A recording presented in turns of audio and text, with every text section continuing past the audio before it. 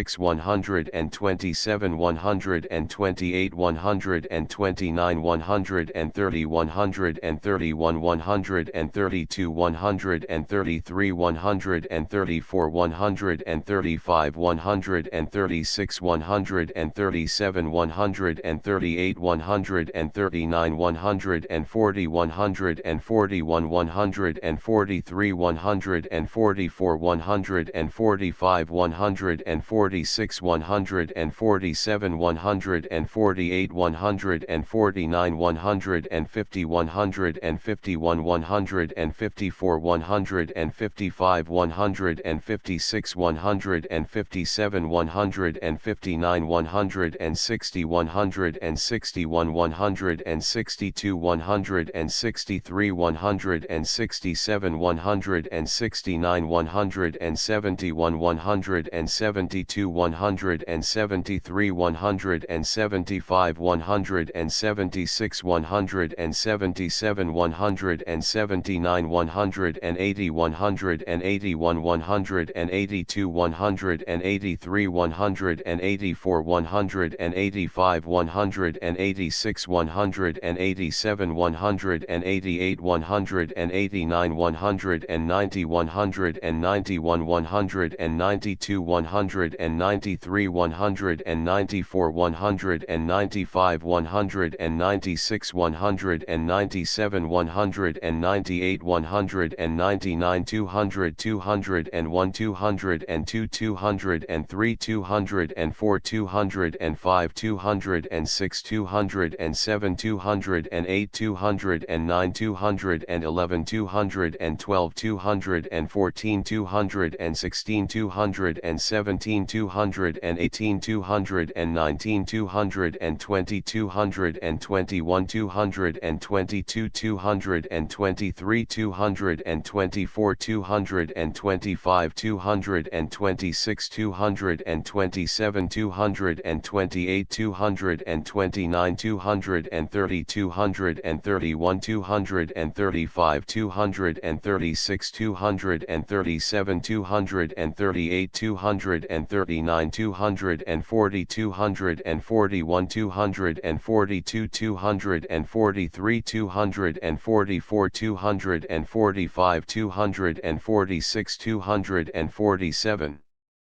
248 249 250 251 252 253 254 255 256 257 258 259 260 261 262 263 264 265 266 267 268 269 270 271 272 273 274 275 276 277 278 279 280 281 282